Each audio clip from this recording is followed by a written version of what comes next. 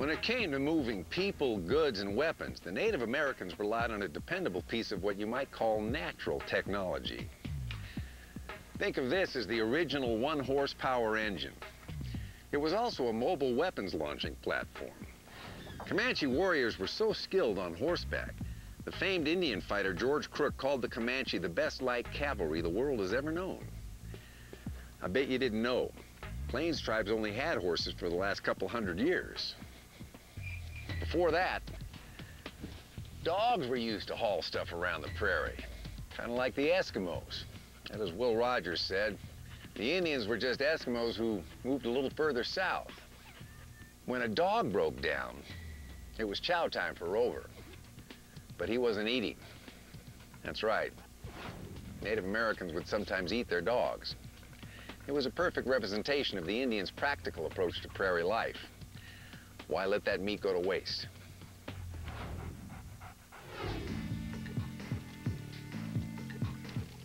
Until the Spanish brought horses to North America in the 1500s, dogs were the workhorses of the prairie.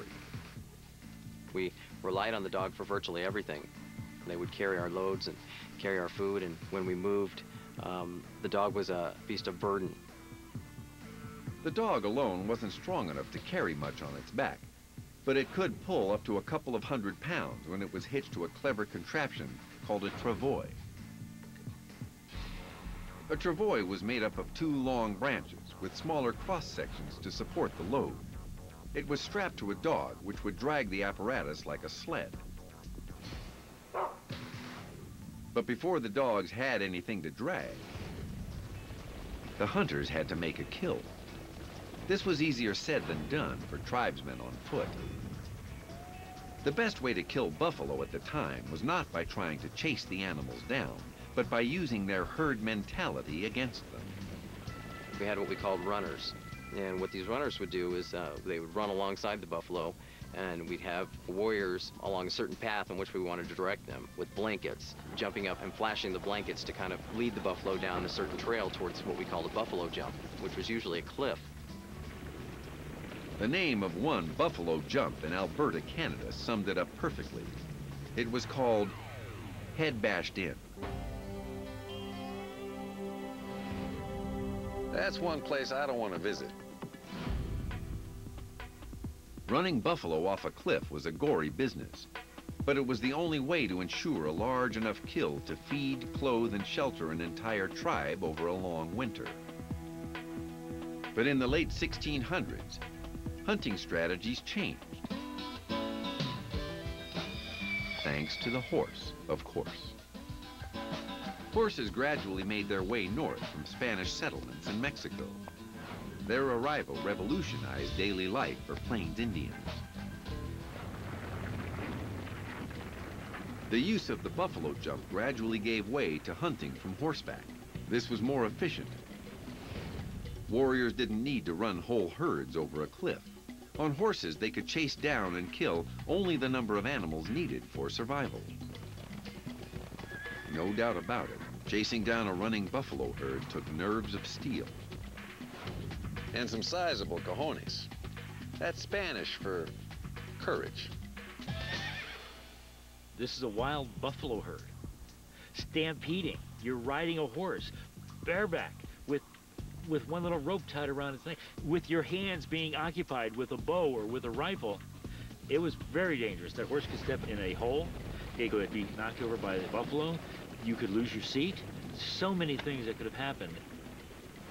So how did a hunter guide his horse while his hands were occupied? And how did he convince the animal to charge toward danger in the first place? Through gradual training that started very early. From the minute that that horse was old enough for him to climb on its back, he was training it, using his knees to get it to turn left or right. There's been instances where they've been known to actually train the horse to charge a tree, and at the very last minute, he would give it a signal with his knee to veer. So that horse would know not to deviate until he got those signals from his knees. The Comanche were possibly the most skilled horsemen in the history of America. They routinely performed feats like slipping to the side of a galloping mount and shooting arrows under its neck. The horse gave the Comanche tremendous mobility, which upped the stakes for both the white man and for rival tribes all across the southern plains. Comanche warriors thought nothing of raiding enemy camps hundreds of miles away. But traveling that great a distance could lead to problems with long-range communication. Smoke signals were one way to keep in touch. They were the Native American version of the telegraph. Warriors threw wet or green grass on a hot fire to make dense white smoke, and then broke up the rising smoke column with a blanket to send signals. But there was also an easier way to warn of danger or coordinate an attack long range.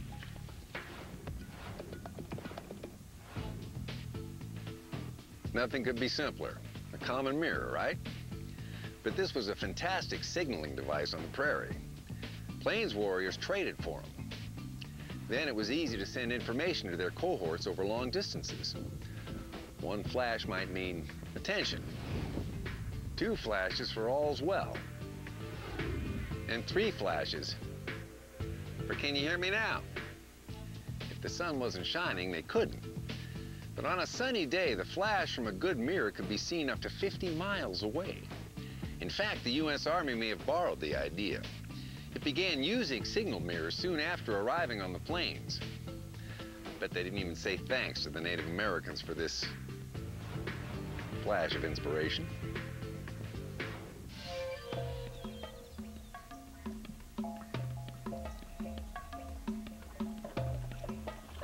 Like the Lakota and the Cheyenne, the Comanche resented white encroachment on their territory.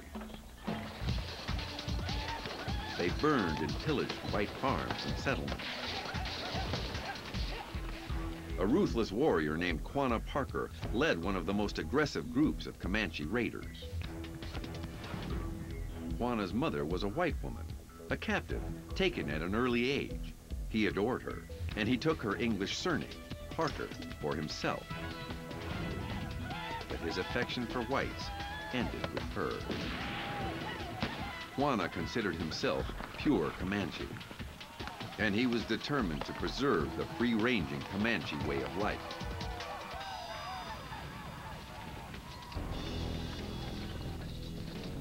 The U.S. Army had other plans. September 1871. Army commanders have vowed to put an end to Comanche raids on white settlers in northwest Texas. Famed Civil War Colonel Ranald Slidell Mackenzie sets out from Fort Richardson, Texas, with 600 troops.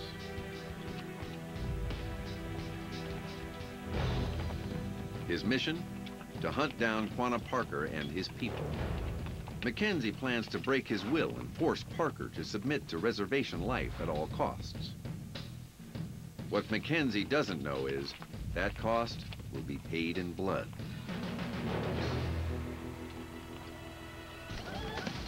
Northwest